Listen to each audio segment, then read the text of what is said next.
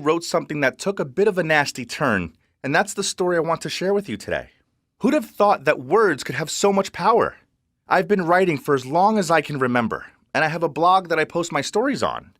I usually divide my stories into different parts and post every 2 days. I'm still in high school, but I am so passionate about writing, especially the detective genre. I seriously have a vivid imagination and I'm addicted to Sherlock Holmes novels and Dan Brown stuff. I love codes and symbols and all those kinds of things. But I'll be honest, my blog has almost 0 viewers. But I don't mind. It's just my hobby. The stories are all set in my hometown, which I know like the back of my hand. I often go exploring to get inspiration for my stories, especially in the forest near my house. It's a pine forest and it looks so eerie and murky. Perfect for a scary detective novel. And in fact, it was the place that inspired my latest story. The story I'm working on is about a devotee who has a psychological problem and who hates everyone who teases him about his faith. At a party with friends, he refuses to eat meat because his faith says it cannot. And because of this, a girl laughs at him. She secretly mixes meat into his food and laughs when he eats it. And then she says finally he is a normal person because he has eaten meat, and that it is time to give up his silly religion. That was the moment when he decided he would kill her. Before he killed her, his mentally unstable mind told him to leave a trail to intimidate and show people the consequences of laughing at someone's faith. He drew a skull symbol on the girl's desk, then a few days later on her locker, on all of her personal belongings, on the front door of her house, and he even sneaked into her room and drew it onto her furniture and the headboard of her bed. Wherever she goes, the symbol appears.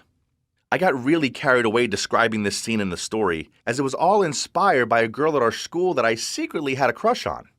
I actually used real details about her. All her stuff, her locker, her seat, even the address of her house. They were all real. 2 days later, I shared the next part of the story. Now the main character is almost ready to carry out his murder plan.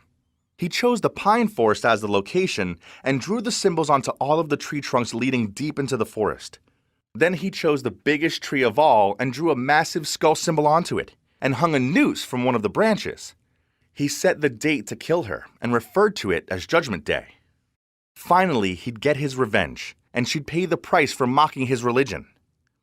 A day after I posted the story, I went to school and saw a crowd of people gathered around the locker of the girl I had a secret crush on. I ran towards them to see what was going on, and that's when I saw it. A red skull symbol on the front of her locker. I frantically ran to her classroom and went straight to her desk. I couldn't believe my eyes. There were skull symbols everywhere. On her desk, on the pages of her books. This couldn't be happening. I stopped to think, could someone have read my story and done this as a joke? One of my friends, maybe?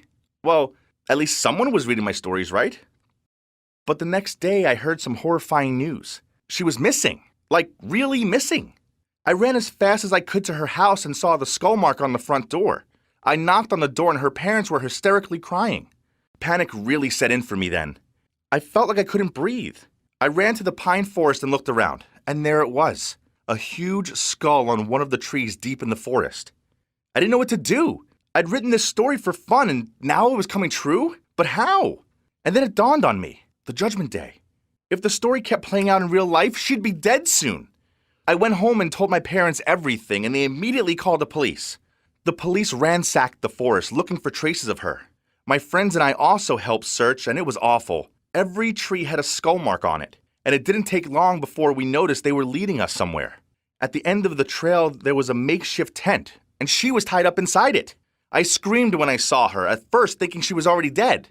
We took her to the hospital, and the police stayed at the scene waiting for the psychopath to turn up. Luckily, the girl was okay, and she told us everything. I felt so sick with guilt. Turns out the psychopath was a new boy from our school, and he was a strict devotee of his religion, and this girl really had laughed at him once before about not eating meat. I couldn't believe it. The police caught him and interrogated him, and he admitted everything.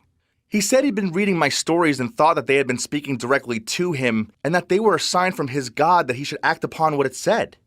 Now he's going to a juvenile prison and will be seeing a psychiatrist. As for me, well, I'm not going to write these kinds of stories anymore. The guilt is still killing me. I'd never have been able to live with myself if he'd actually killed her. What do you think? Should I stop writing?